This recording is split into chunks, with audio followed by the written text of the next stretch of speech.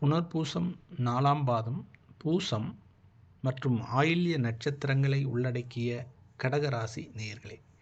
கடகராசி நேயர்களுக்கு தற்போது கிரகங்களின் சூழ்ச்சி நிலைகள், அவர்கள் சஞ்சரிக்கும் இடத்தை பார்த்தீர்கள்னா, சூரியன், யோககாரகன் ராகு போன்றவர்கள் தங்களது அஷ்டமஸ்தானத்தில் சஞ்சரித்து ஒவ்வொரு காரியங்களையும் கயிறு கொண்டு இழுத்து, நாம் 4 அடி சென்றால் அவர்கள் 5 அடி இழுக்கும் அளவிற்கு உங்களுக்கு காரியங்கள் மிகவும் இழுபறியாகவும் ஸ்லோவாகவும் செல்லக்கூடிய ஒரு வாய்ப்பை உண்டு பண்ணி இருக்கிறார்கள்.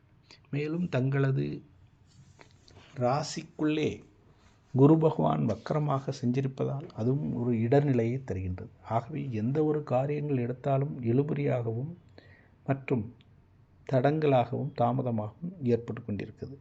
வழக்கு வாய்தாக்கள் தங்களை இழுத்து போட்டு தள்ளி போட்டு கொண்டே செல்லக்கூடிய வாய்ப்பையும், வருமானத்தில் தடைகள் ஸ்லோ மோஷனாக போகிற மாதிரி உங்களுக்கு வர வேண்டியவைகள் இழுத்து கொண்டே போவதுமாக இருக்கும்.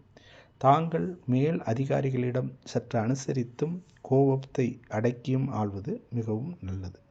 குடும்பத்தில் ஒருவருக்கொருவர் தனிந்து செல்வதே பெரிய பிரச்சனைகளை ஏற்படுத்தாமல் நல்ல ஒரு வழியை உண்டு பண்ணும். பிள்ளைகளிடம் தங்கள் அதிகாரத்தை காமிக்காமல் சற்று அன்புடனும் பாசமுடனும் சொல்வதே நல்லதை உண்டு பண்ணும். ஆக உறவினர்களிடமும் பிள்ளைகளிடமும் மற்றும் குடும்பத்திடமும் ஒருவருக்கொருவர் ஒத்துப்போவதே இந்த மாதத்தில் உங்களுக்கு நல்லது.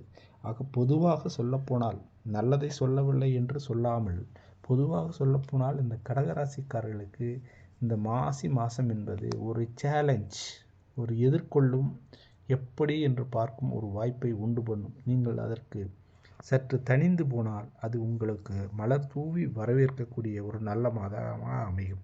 அதே நேரம் நாங்கள் ஈகோவாகவும் மற்றும் எதிர்ப்பாகவும் இருந்தால் அனைத்தும் உங்களுக்கு எதிர்மறையாக அமையக்கூடிய வாய்ப்பாக அமையும். ஆக இந்த மாதம் நல்ல மாதமாக அமைவதும் அதை சமாளிப்பதும் உங்களுடைய கையில் இருக்கிறது. ஆக இந்த மாதத்தை தாங்கள் மிகவும் சிந்தனையுடனும் எச்சரிக்கையுடனும் நடந்து செல்வதால் இந்த மாதம் உங்களுக்கு சிறப்பான ஒரு நல்ல மாதமாக அமையும்.